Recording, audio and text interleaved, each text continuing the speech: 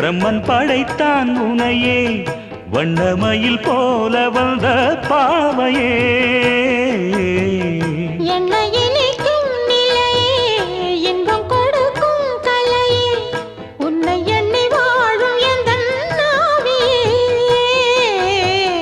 கண்ணிமையில் தூண்டிலிட்டு காதல் தனை தூண்டிவிட்டு எண்ணி எண்ணி ஏங்க வைக்கும் ஏந்திழையே